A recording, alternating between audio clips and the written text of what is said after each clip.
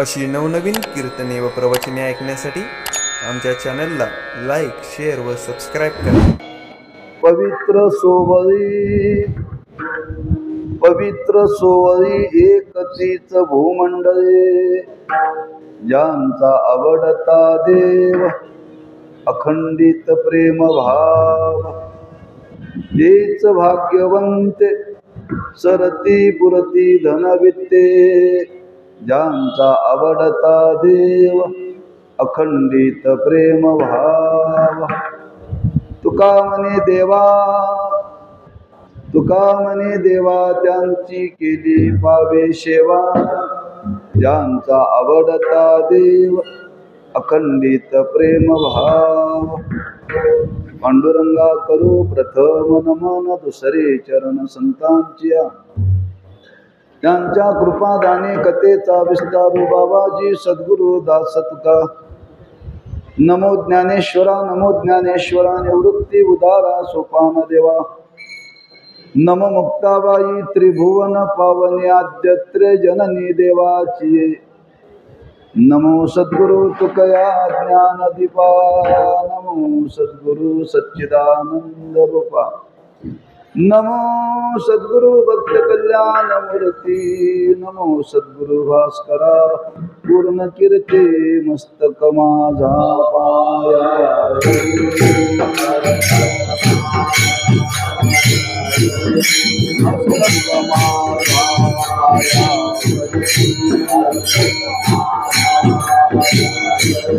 यार करी संताचा,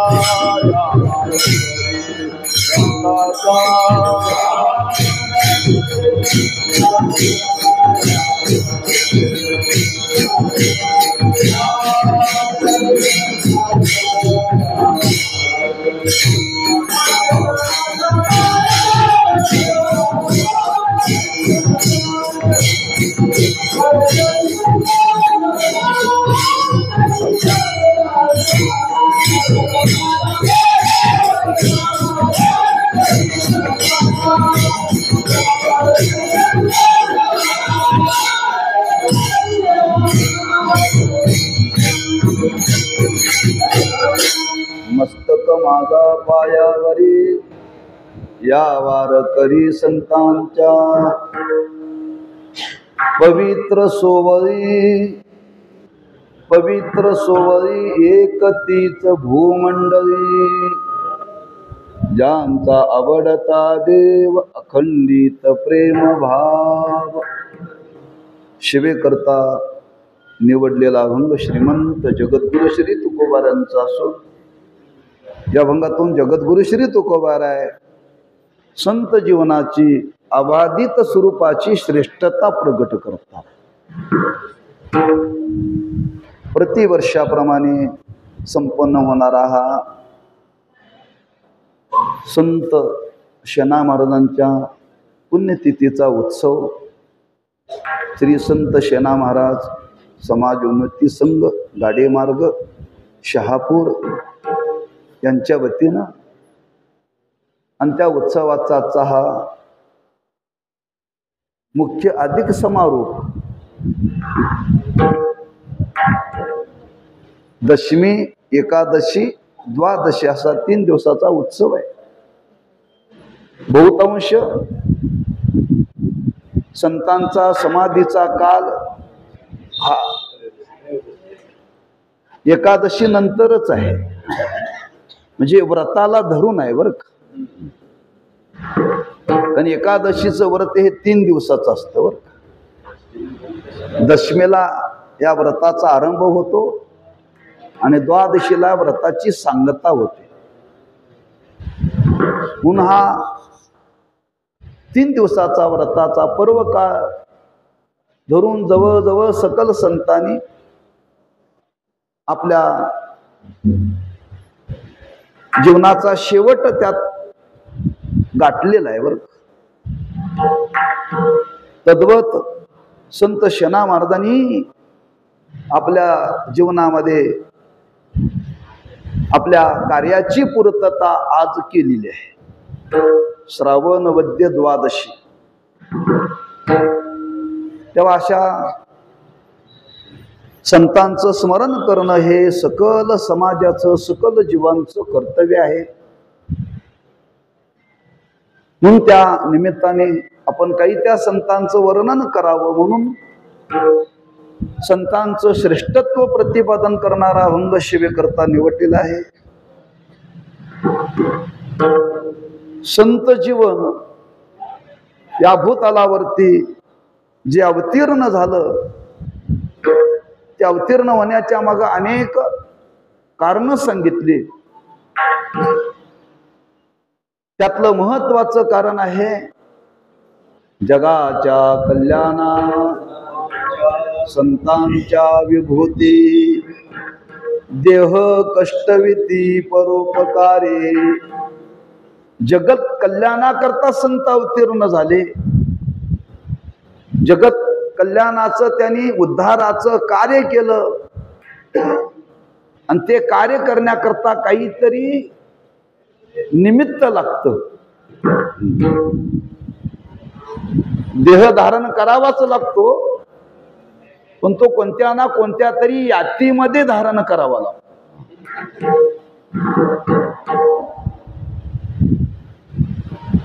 का तर त्याचं कारण आहे जेवढ्या म्हणून याती वा जाती या भूतलावरती आहेत त्या त्या यातीतल्या त्या त्या लोकांना याची जाणीव करून द्यावी, हा त्याचा मागचा उद्देश आहे. तर संतांच्या जीवनाचा विचार केला तर वास्तविक पाहिलं तर संतांना जात नाही बरं. याता याती धर्म नाही विष्णुदासा, समाजीये जातीचे मज भेटो कोणी धनी. व्यवहाराच्या दृष्टीला धरून त्यांनी जातीचा अंगीकार केलेला आहे आणि जातीचा अंगीकार करून तो स्वधर्म त्या संतांनी जीवनामध्ये पाळलेला आहे बरं का. हे कुठंतरी समाजाने त्यांच्याकडे पाहून स्वीकारलं पाहिजे, स्वीकारलं पाहिजे. लक्षात ठेवा, आपलंही जीवन जर कृतार्थ व्हावं असं वाटत असेल, आपणही त्या पद्धतीने जीवन जगावं याचे एक मार्गदर्शन त्या संतांनी आपल्या जीवनातला वस्तुपाठ समाजाच्या समोर ठेवला बरं का.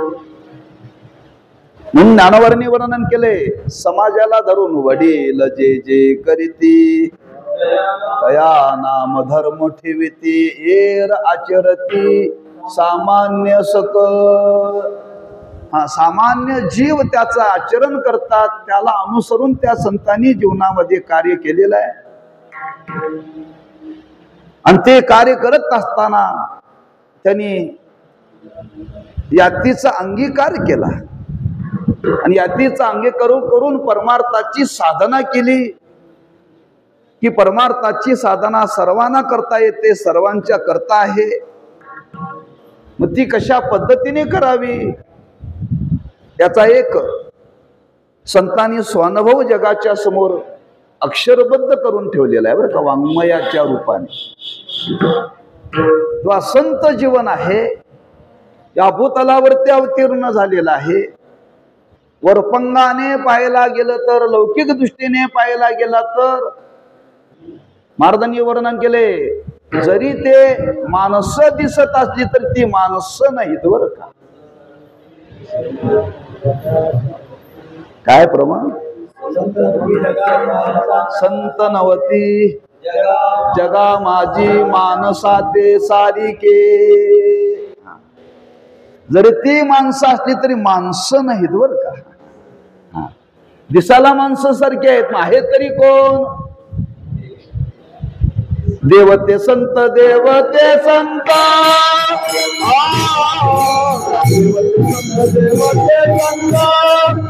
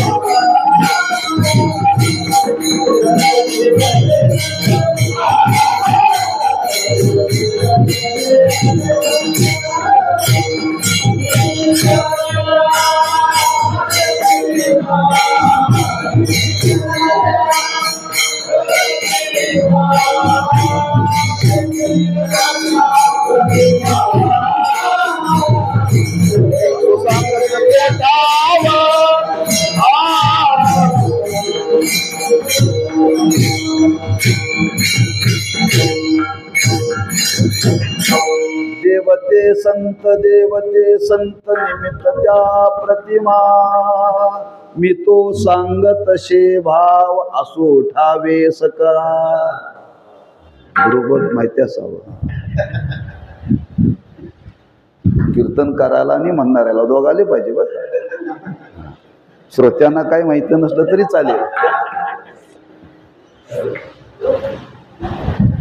हा ते संत संत महाराज म्हणतात जरी मनुष्य देह जरी त्यांनी धारण केलेला असला तरी महाराज म्हणतात ते आहेत कसे. ते ज्ञानाते चालते बिंब अवयवते सुखाचे कोंब हेर माणूस पण ते भांब लौकिक भागू.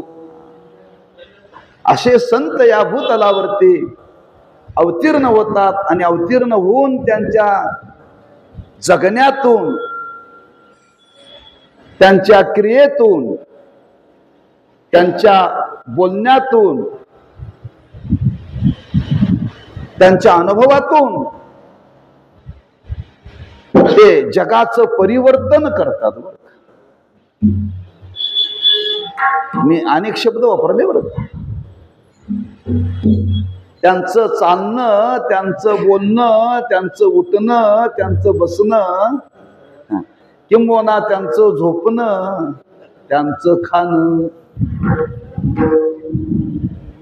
हे सगळं आज जगाला प्रेरक आहे मार्गदर्शक आहे. बरं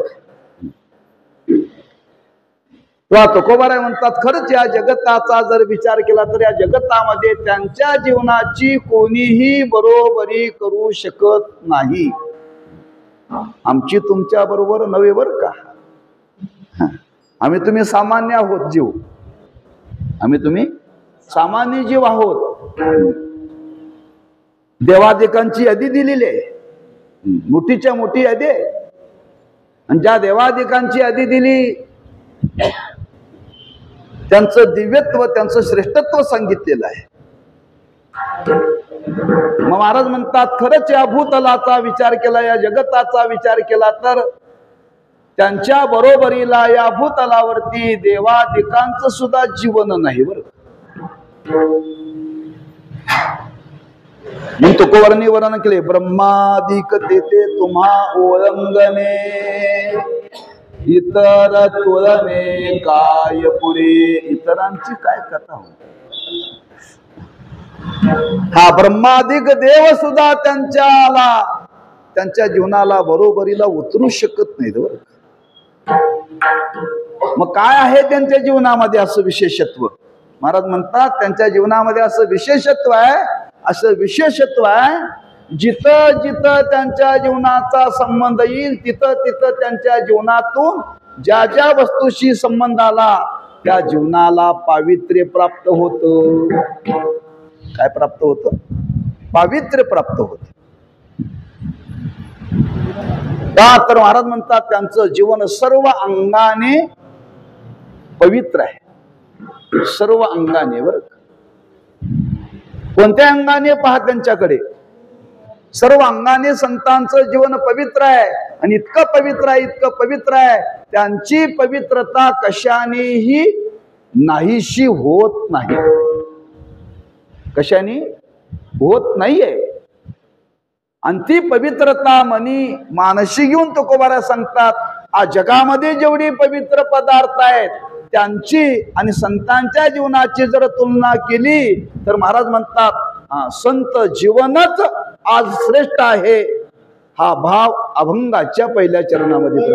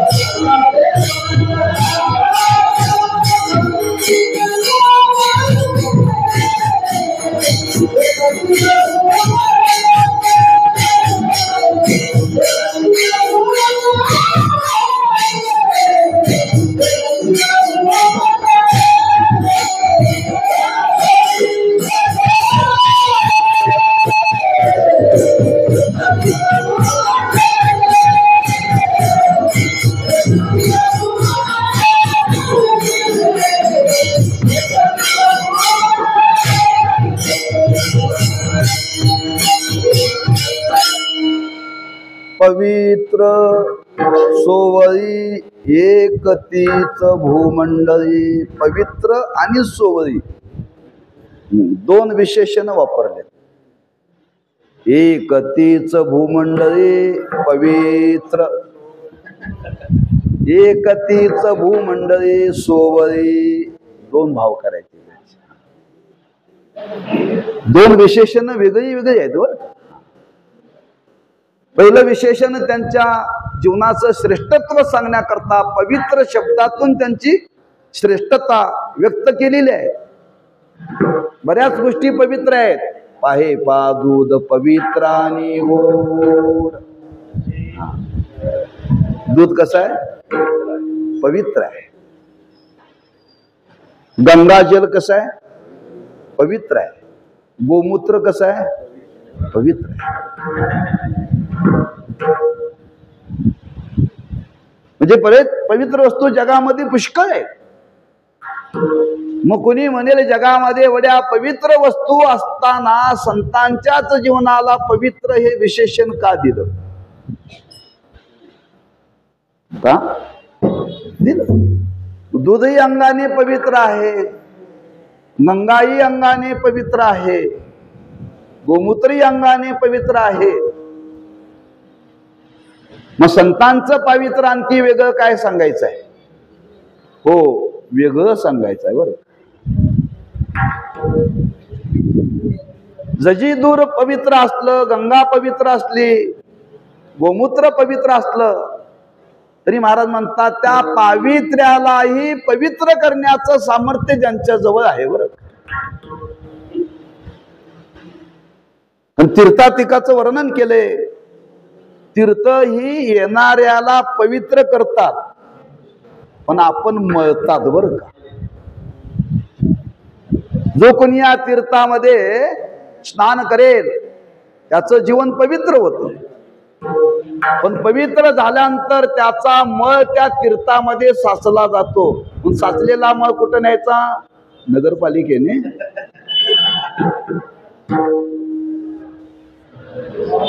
मग त्यांच्या अंगाला लागलेला मळ आहे, त्यांच्या अंगाला लागलेला मळ तो घालवण्याकरता ही मंडळी कोणाकडे येतात?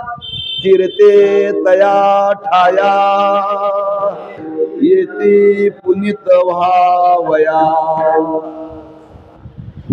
म्हणून मी आरंभाला शब्द वापरलाय श्रेष्ठत्व बरं का.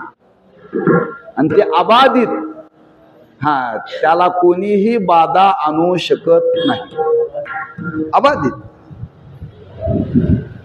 तुकोबारांनी वर्णन केले, अहो आज आमच्या तुमच्या देशाला पावित्र्य का प्राप्त झालं? पवित्र ते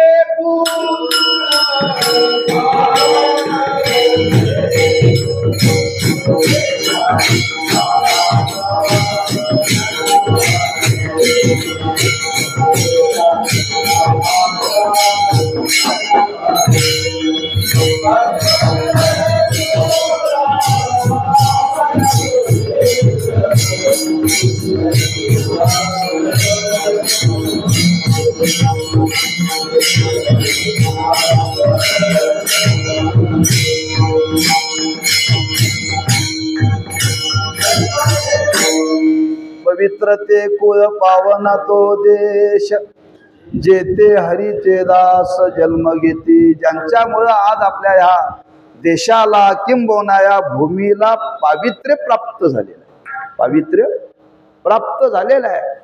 असं ज्यांचं पावित्र्य अबाधित आहे ते पावित्र्य कधीही नाहीस होत नाही. अगदी शास्त्रीय भाषेमध्ये बोलायचं त्रिकाला बाधित, त्रिकाला बाधित म्हणजे काल, आज आणि उद्या, हा तिन्ही कालामध्ये त्यांचं पावित्र्य अबाधित आहे. लक्षात ठेवा, अबाधित.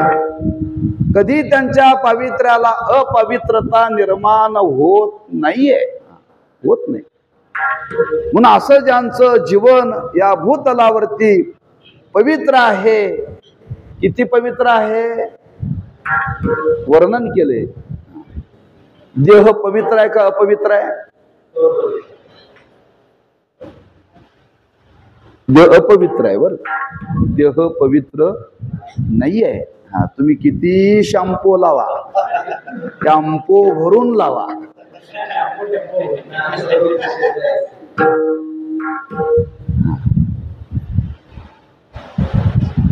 बादलीवर तुम्ही जरी गोमूत्र जरी ओतून घेतलं तरी त्या कालापुरता हा पवित्र होतो, त्या कालापुरता पवित्र होतो. हा, गोमूत्र शिंपडल्यानंतर पवित्र होतो, पण पुन्हा त्याचं पावित्र्य जातं, पुन्हा पावित्र्य जातं. असं जगामध्ये तुम्ही निरीक्षण करा, असं कुणाचा देह पवित्र आहे व त्या भूतलावरती? महाराज म्हणतात फक्त संतांचाच आहे पवित्र तो देह.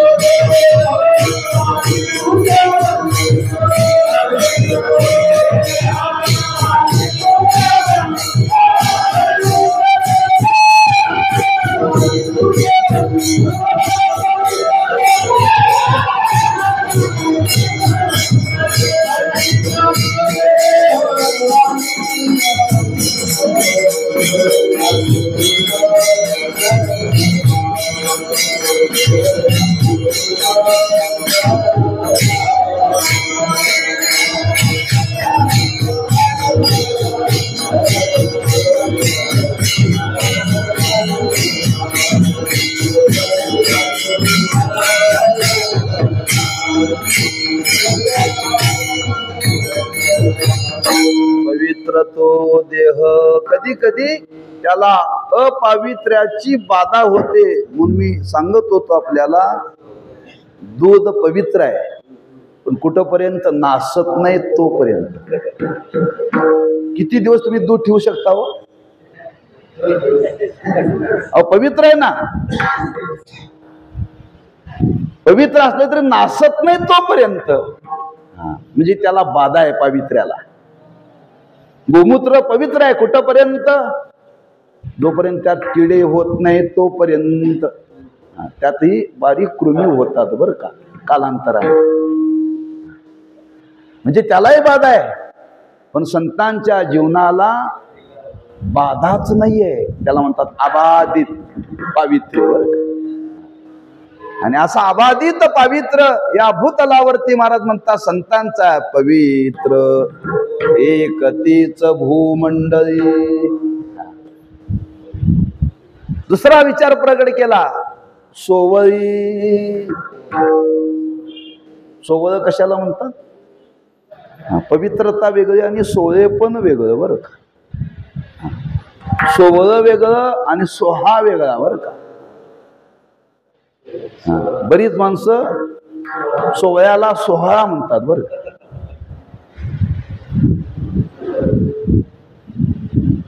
सोहळ्याचं वर्णन करताना तिथं त्याला पर्यायी शब्द वापरलाय की ज्यांच्या जीवनामध्ये कोणत्याही प्रकारचा विटाळ नाही त्याला म्हणतात सोहळा.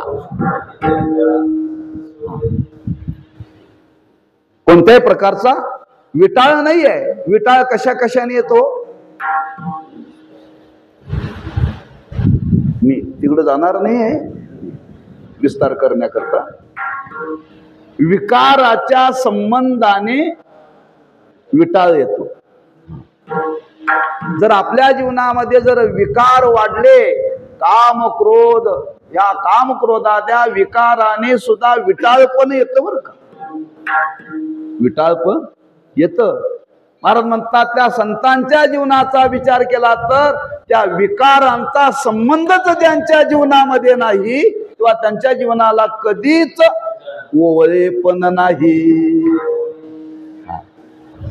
नाही त्या विटाळ अखंड सोहळा, नाही त्या विटाळ अखंड सोहळा.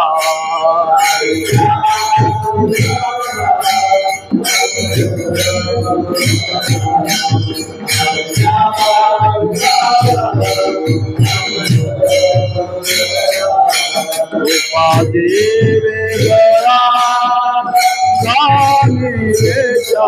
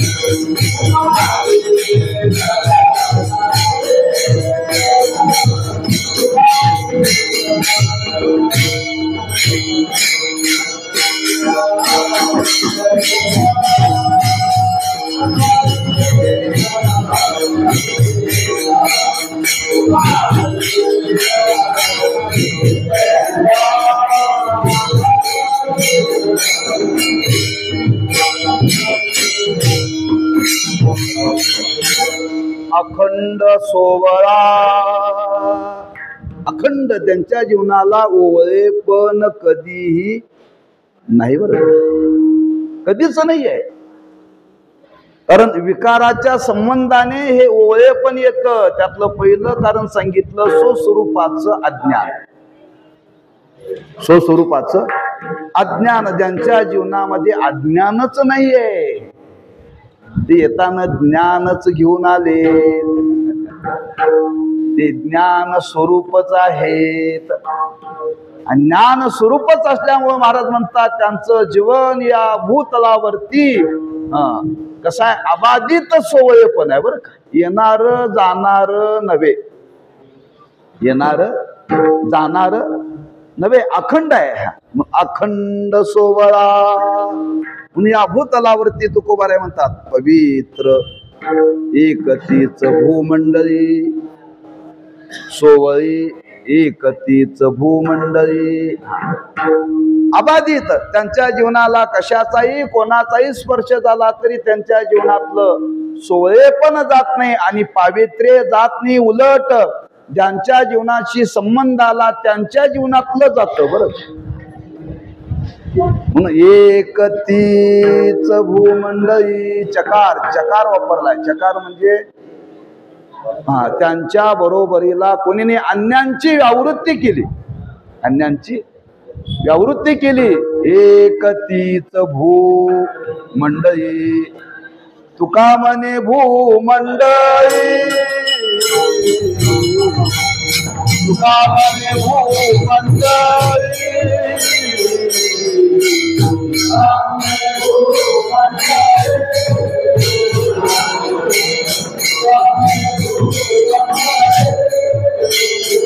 आम्ही बळी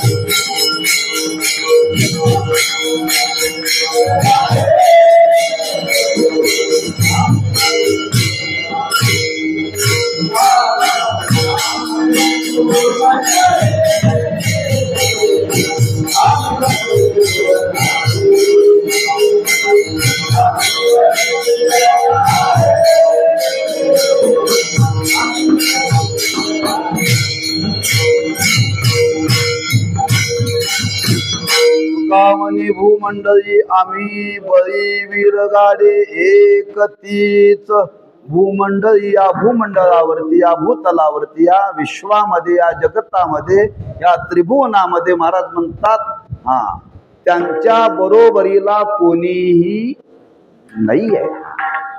कशाच्या बाबतीत? सोहळ्याच्या आणि पावित्र्याच्या बाबतीत कोणीच बरोबरी त्यांची करू शकत नाही. जे जे त्यांच्या जीवनामध्ये आले, आपल्याला चरित्र ज्ञात आहे. शेना महाराजांच्या जीवनातला थोडासा प्रसंग पहा. ज्या राज दरबारामध्ये शेना महाराज शुश्रूषा करण्याकरता जात होते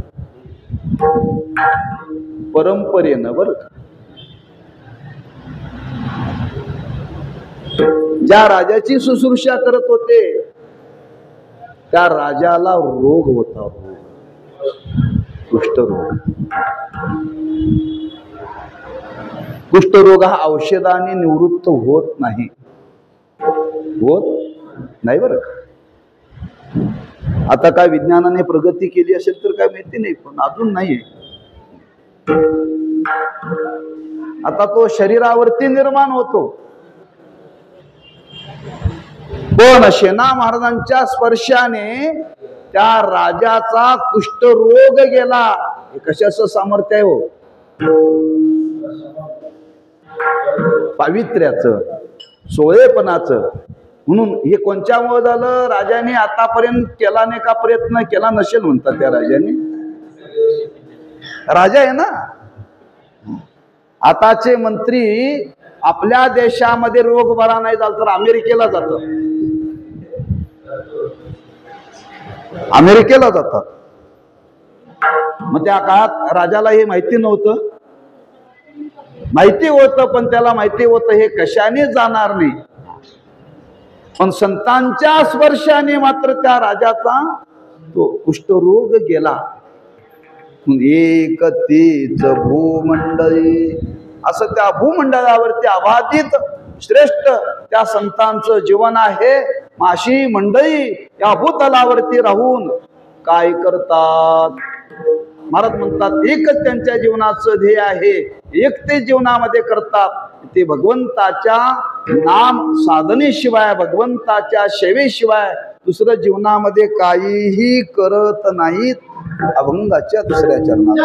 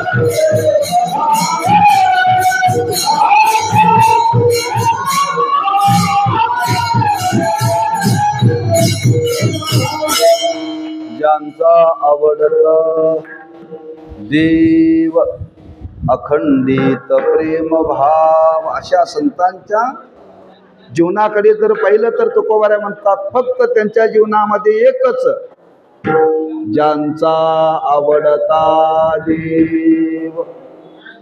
आमची सकाळची आवड वेगळी असते, दुपारची वेगळी, संध्याकाळची वेगळी, बालपणातली वेगळी, तारुण्यातली वेगळी, म्हातारपणातली वेगळी, बरोबर, दिवसाची वेगळी, रात्रीची वेगळी, वगैरे वगैरे वगैरे.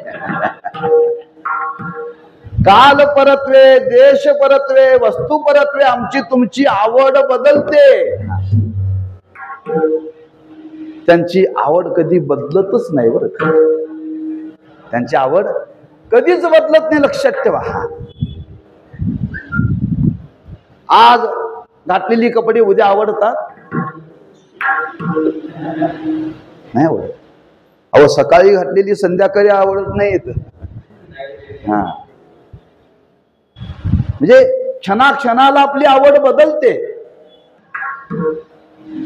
त्याचं कारण आहे, आमची जी आवड आहे ती माईक पदार्थाच्या संबंधाने, अनात्म पदार्थाच्या संबंधाने. संतांच्या जीवनामध्ये अनात्म पदार्थाचा संबंधच नव्हता. त्यांनी त्याचा संग्रह कधी केलाच नाही. त्यांनी फक्त एकाचा संग्रह केला, साठविला हरी जिही हृदय मंदिरी. एक देवाचाच संग्रह त्या महात्म्याने केला बरं का. देवाच्या व्यतिरिक्त त्यांनी कोणाचा संग्रह केला नाही, आणि परिणाम देवाच्या व्यतिरिक्त त्यांनी कुणाचं भजनच केलं नाही, कुणाचं भजन केलं नाही.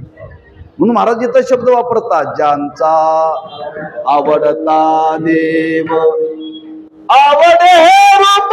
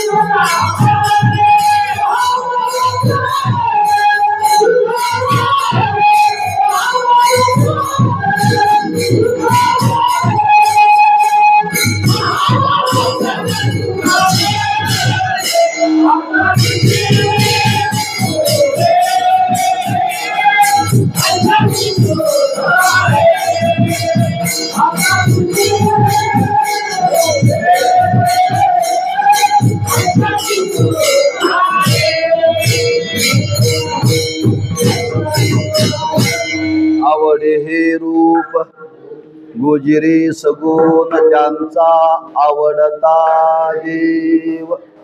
ज्यांचा आवडता देव म्हणजे दुसरं त्यांच्या आवडीचा विषय कोणताही नव्हता.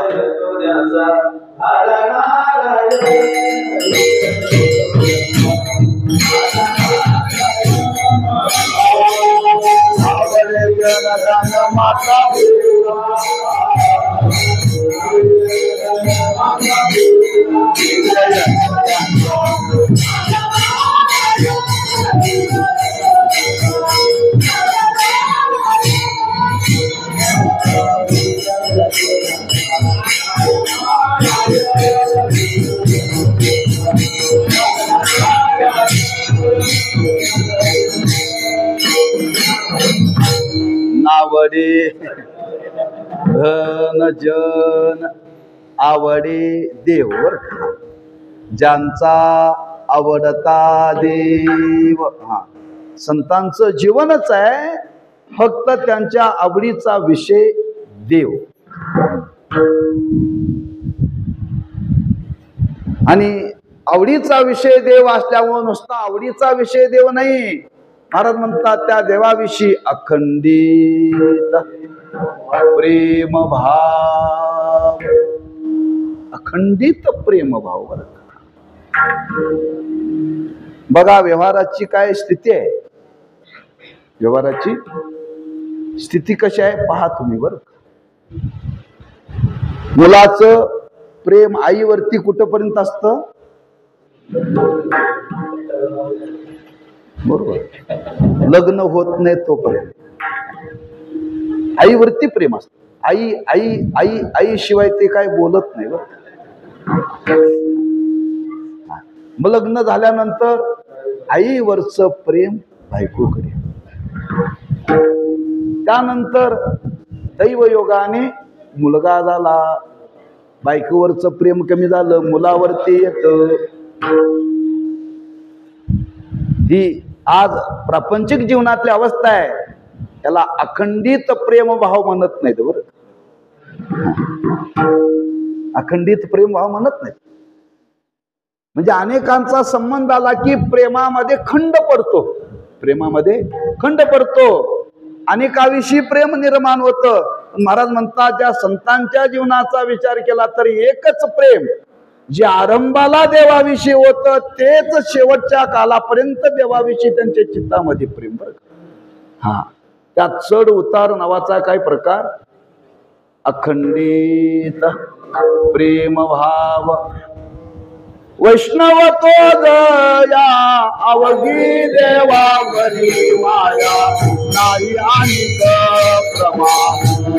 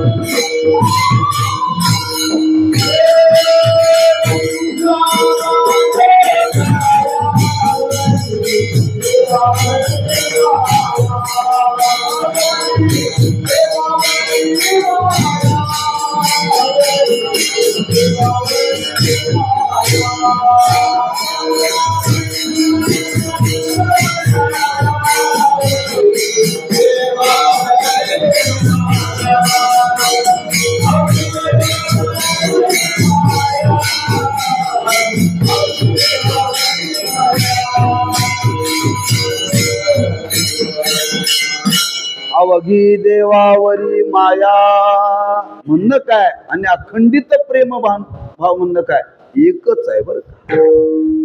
आणि असं ज्यांचं जीवन आहे महाराज म्हणतात हा एकतीच भूमंडळी.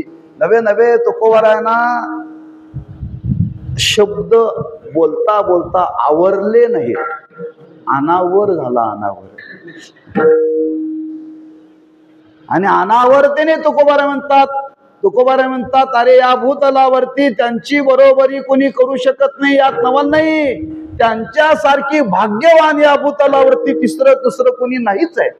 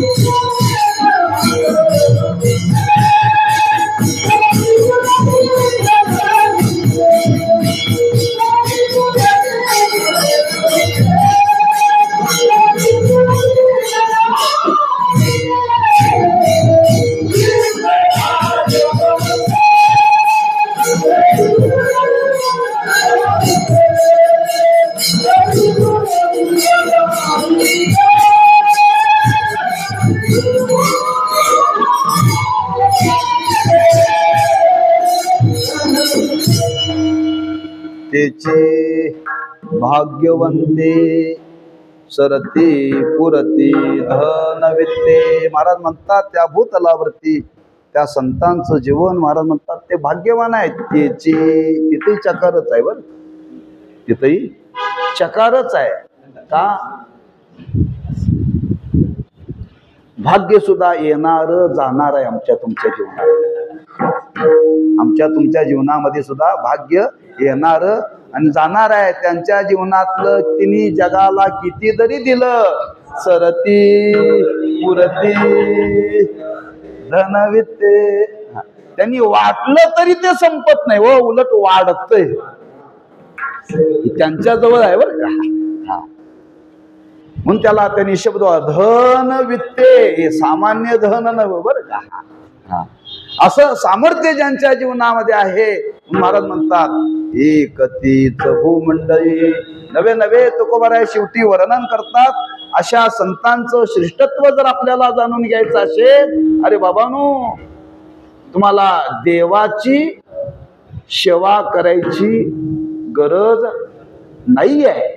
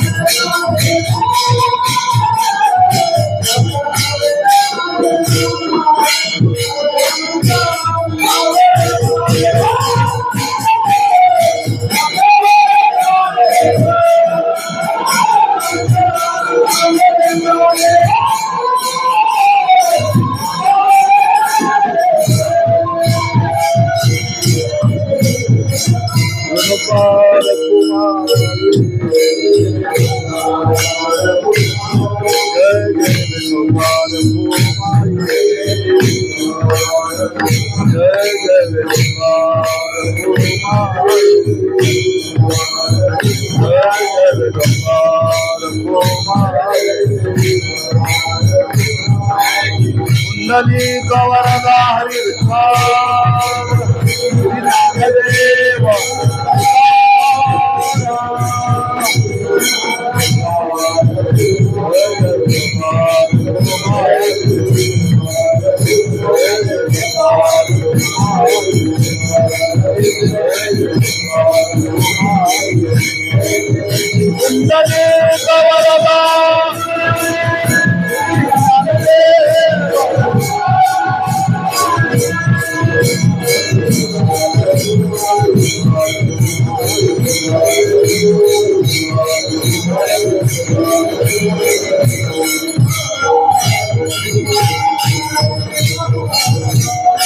तुका म्हणे देवा त्यांची केली पावी सेवा ज्यांचा बडता देव अखंडित प्रेम भाव अशी संत मंडळी या भूतलावरती अवतीर्ण झाली किंबहुना संतांची मांदियाळी या भूतलावरती अवतीर्ण झाली. त्या मांदियाळीमधले असणारे संत शेना महाराजांचा हा जन्म मध्य प्रदेशमध्ये बांधवगड या गावी थोर भगवत भक्त त्यांचे वडील होते. नुसते भगवत भक्त नव्हते, त्यांचा अधिकार फार मोठा होता. ज्ञानेश्वर महाराजांचे वडील आणि शेना महाराजांचे वडील हे गुरुबंधू होते. काय योग असेल बघा. आणि अशा महान भगवत भक्ताच्या पोटी शुद्ध बीजा पोटी हरे रसाळ गोमटी बालपणापासूनच महाराजांना भगवत भक्तीची आवड. किंबहुना जो जो स्वधर्म वडिलांनी पाळा तोच त्यांनी आपल्या जीवनामध्ये पाळावा आणि त्या पद्धतीने आपल्या जीवनाची त्यांनी वाटचाल केली.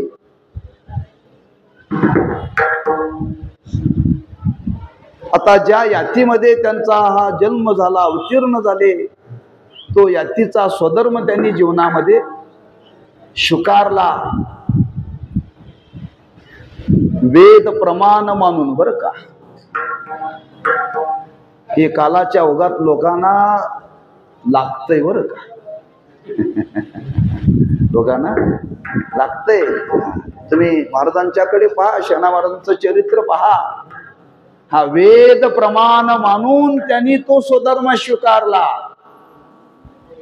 काही लोकांना त्या स्वधर्माचं आचरण करण्याकरता लाज वाटते, लाज. पण त्यांनी ते वेद प्रमाण मानून स्वीकारला. बरं, इतका स्वीकारला की त्या स्वधर्माशी ते एकनिष्ठ होते. स्वधर्माशी एकनिष्ठ होते. भगवंतांनी वर्णन केले, ज्यांनी आपल्या जीवनामध्ये स्वधर्म स्वीकारला, स्वधर्माशी एकनिष्ठ झाले, त्यांना स्वतंत्र परमार्थाची साधना करण्याची गरज नाही. स्वतंत्र परमार्थाची साधना करण्याची गरज नाही. आणि त्या स्वधर्माच्या बळानेच त्यांच्यावरती ईश्वर कृपा झाली. देव प्रसन्न झाला. हो, काय स्वधर्म, त्यांच्या स्वधर्माविषयी काय निष्ठा असेल पहा. इतक्या तत्परतेने ते स्वधर्माशी निष्ठ होते. जी परंपरा वडिलांनी सांभाळली तीच परंपरा त्यांनी पुढे सांभाळली. ज्या राजाची सेवा केली त्याच राजाचा पुत्र परंपरेने, आणि ती शुश्रूषेची सेवा शेना महाराजांच्याकडे आली. त्यांचा रोजचा क्रम, पहाटे उठावं, ब्राह्ममुहूर्तावरती स्नान करावं, काकडा करावा, देवाची पूजा करावी आणि सूर्योदयाला त्या कामाकरता जावं. आम्ही उठतोयच 8 वाजता, तेव्हा आम्ही सगळे देव सगळं ते खोलीत कोंडून ठेवतो आणि कामाला जातो. कामाला त्या स्वधर्माचा अनुष्ठान करण्याच्या आधी महाराजांचा रोजचा नियम होता, लक्षात ठेवा. रोज पहाटे उठायचंच. आम्ही कधी उठतोय? हे आज एकादशी आहे, काकडा केला पाहिजे.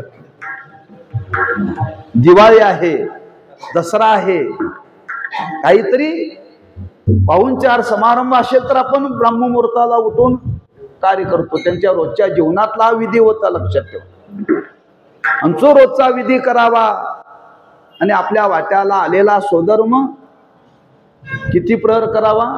2 प्रहर करावा. 2 प्रहर म्हणजे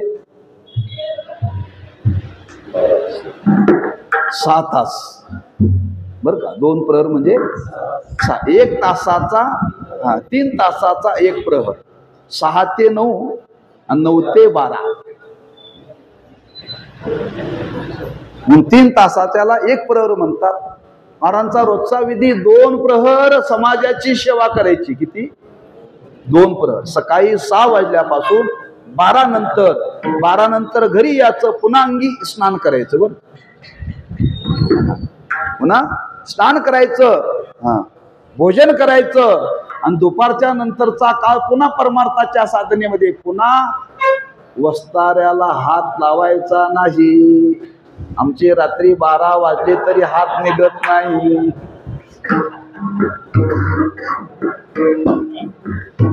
कसा आमच्याकडे देव येईल हो? कसा देव आपल्याकडे येईल? हा एवढा विधी त्यांनी जीवनामध्ये पाळला बरं का. कारण फार अवघड आहे, लक्षात ठेवा. संतांनी वर्णन केले, लाभाची या सोशे पुढे चाली मना. जसा जसा लाभ होईल तसा तसा लोभ वाढतोय. आम्हाला वाटतंय सकाळपासून 12 पर्यंत एवढे मिळाले तर दुपारी नंतर रात्रीपर्यंत याच्या दुप्पट मिळतील. लोभ सोडावा लागतो. आणि अशा पद्धतीने आपल्या आयुष्यामध्ये महाराजांनी जीवनाचा काळ घालवला. तो स्वधर्म करावा, साधना करावी. ते करता करता महाराजांनी जीवनामध्ये काही कार्य केलं समाजाकरता. काय कार्य केलं? भगवंताच्या कृपेनं महाराजांनी वाङ्मयाची निर्मिती केली. बरं, फार सुंदर अभंग आहेत. एवढे मवाळ आहेत सेना महाराजांचे अभंग. 150 ते 200 अभंग आहेत, पण फार सुंदर अभंग आहेत. देवाचं वर्णन करणारे अभंग आहेत, पंढरीचं महात्म्य सांगणारे अभंग आहेत, संतांचं वर्णन करणारे अभंग आहेत, तीर्थाचं महत्व, आळंदीचं महत्व सांगणारा अभंग आहे, उपदेशपर अभंग आहे. फार फार इतकी मवाळ महाराजांची भाषा होती, अतिशय मवाळ भाषा होती. ती आता कुठलं प्रमाण? आता तुम्ही प्रमाण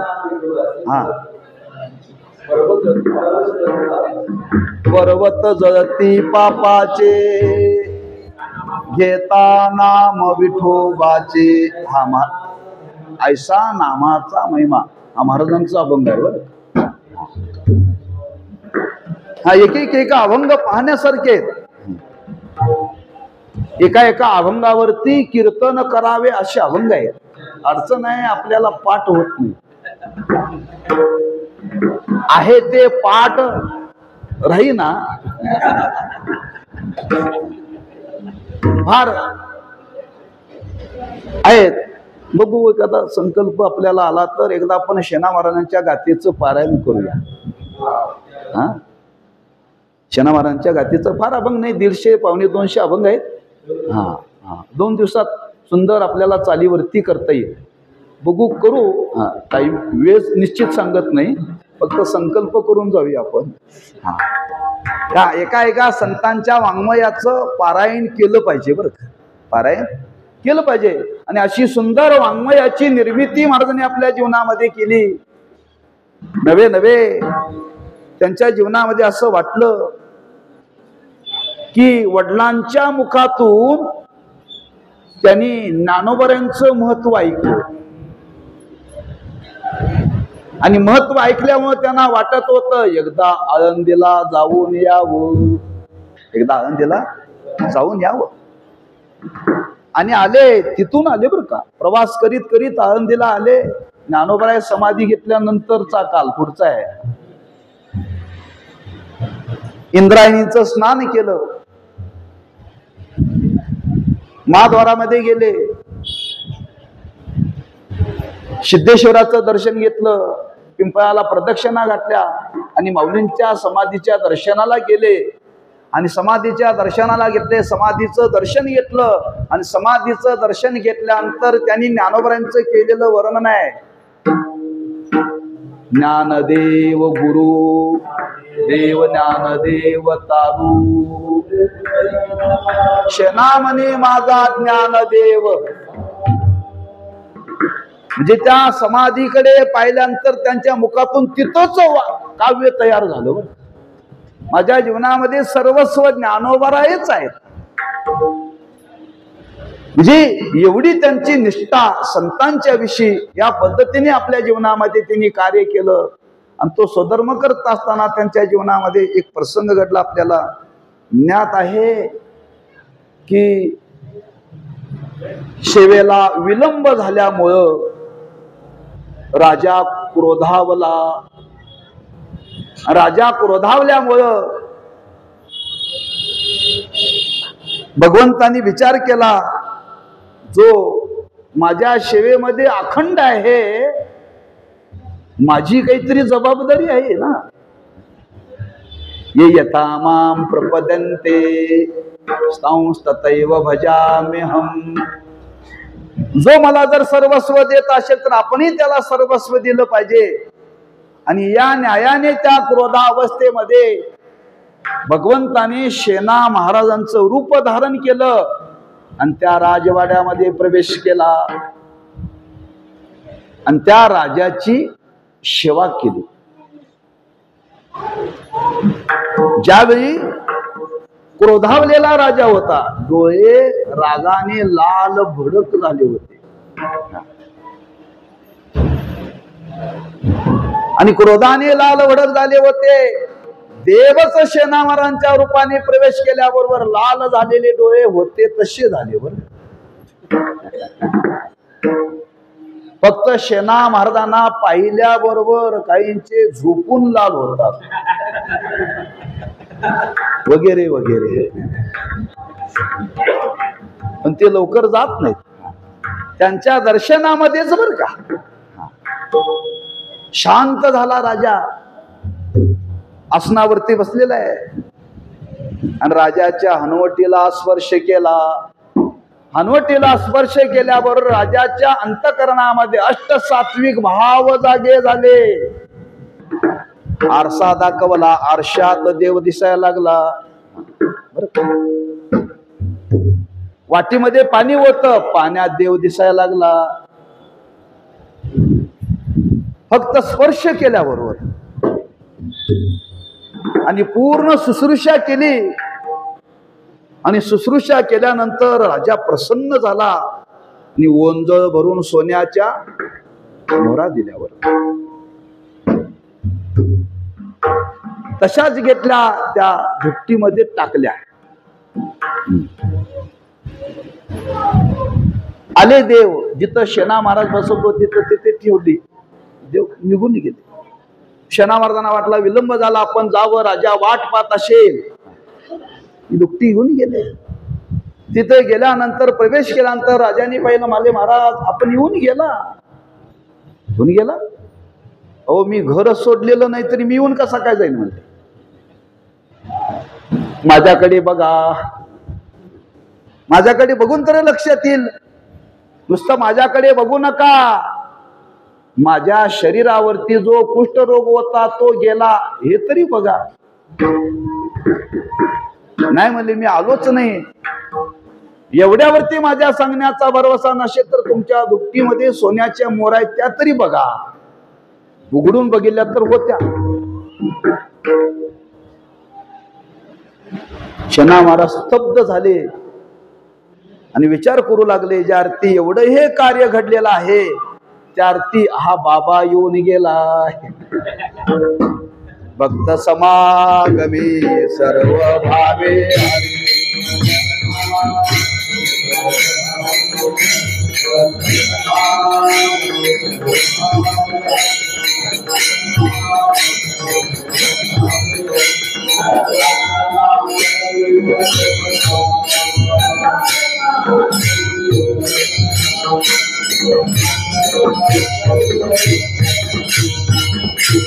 भक्त समागमे सर्व भावे हरी सर्व काम करी न सांगता.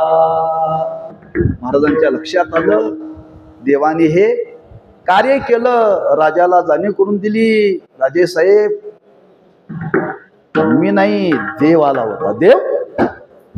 देव आला होता, देव आला होता हे शब्द ऐकल्याबरोबर त्या राजाने पहिलं काम केलं, शना महाराजांना साष्टांग दंडवत घातला. श्री संताची माता चरणावरी साष्टांग हे करी आणि सांगितलं, महाराज आजपासून माझी सेवा तुम्ही करायची नाही, मी तुमची करणार. आणि त्या दिवसापासून महाराजांनी ठरवलं आता काय नाही, उर्वरित आयुष्य आता त्याच्याच सेवेमध्ये समर्पित करायचं. आणि असा पूर्ण काळ त्यांनी त्या परमार्थाच्या चिंतनामध्ये, प्रचारामध्ये, सेवेमध्ये घालवला. आणि अंतकाळ जवळ आल्यानंतर त्यांना जाणीव झाली आता आपल्याला जगाचा निरोप घ्यावा लागेल. आणि जगाचा निरोप घेण्याकरता त्यांनी जो दिवस निवडला, एकादशी व्रताचा आरंभ केला. आणि एकादशी व्रताचा आरंभ करून, कारण एकादशी व्रताचा आरंभ करायचा म्हणजे काही आपल्या आयुष्यामध्ये सुद्धा आपल्या जीवनाचा शेवट करण्याकरता काही काल निवडावा लागतोय. शेवटच्या काळामध्ये काही पथ्य पाळावी लागतात. बरं, डॉक्टर सांगतात त्याची इच्छा असेल ते शेवटी खाऊ घाला, चुकीच आहे. बरं, डॉक्टर काय सांगतात, आता तो मरणार आहे, त्याची जी इच्छा असेल ते त्याला खाऊ घाला. अरे आयुष्यभर तेच खाल्लंय ना, आयुष्यभर तेच खाल्लंय. जे आयुष्यभर खाल्लंय ते अंतकालामध्ये दोन्हीने लक्षात ठेवा, अंतकालामध्ये देवाचं तीर्थ द्यावं. कुठल्या देवातलं तीर्थ नाही मिळालं तर तुळशीची पानं टाकावी त्या पाण्यात. आणि तुळशीची पानं टाकून ते तीर्थ शेवटच्या काळात द्यावं का, शेवटच्या काळात तरी त्याच्या तोंडात चांगलं जावं. महाराजांनी पर्वकाळ निवडला. दशमीला एक वेळ भुक्त, एक वेळा जेवायचं. एकादशीला काहीही सेवन करायचं नाही. आणि द्वादश सोडायची. महाराजांनी द्वादशीला प्रातः कालामध्येच ध्यान लावलेलं आहे. आणि ध्यान लावून त्या भगवंताच्या स्वरूपाशी एकरूप महाराज श्रावण वद्य द्वादशीला व्रतस्थ जीवन आहे, शेवटचा काल आहे. 3 दिवस भजनच करायचं, भोजन नाही. बरं का, एकादश करणारे नाही तरी लक्षात ठेवा, वाल्याने तरी 3 दिवस भोजन नाही, भजन करायचं. आणि 3 दिवस भजन करत, साधना करीत करीत महाराज आपल्या स्वरूपाशी एकरूप झाले.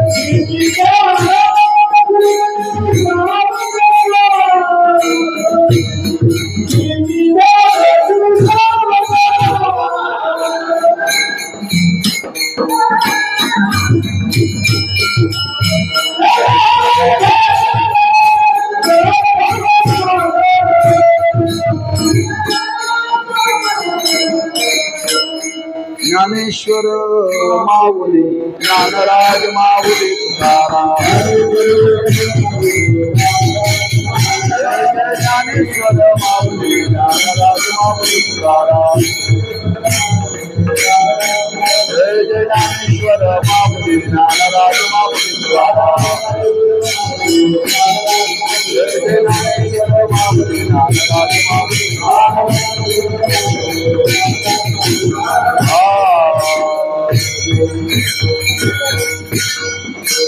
पवित्र सोवळी एकतीच भूमंडळी ज्यांचा आवडता देव अखंडित प्रेम भाव तीच भाग्यवंती सरती पुरती धनवित्ते तुका म्हणे देवा त्यांची केली पावे सेवा ज्यांचा आवडता देव अखंडित प्रेम भाव तुकोबाऱ्या सांगतात असं त्या महात्म्यांचं अबाधित श्रेष्ठत्व या भूतलावरती आहे.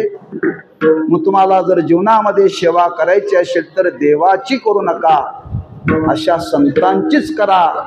कुणी म्हणेल अशा संतांची सेवा जर आम्ही केली तर देवाला क्रोध येणार नाही का, देव रागावणार नाही का? महाराज म्हणतात तो रागावणार नाही, देव सांगेल हा त्या संतांची सेवा जर तुम्ही केली ना ती मला प्राप्त होते, तुम्हाला माझी सेवा करायची गरज तुका म्हणे देवा त्यांची केली. किंबहुना देवच त्यांची सेवा करतो, हा देवाची आपल्याला सेवा करायची गरज नाही. इतकं सामर्थ्य त्या महात्म्यांच्या जीवनामध्ये आहे.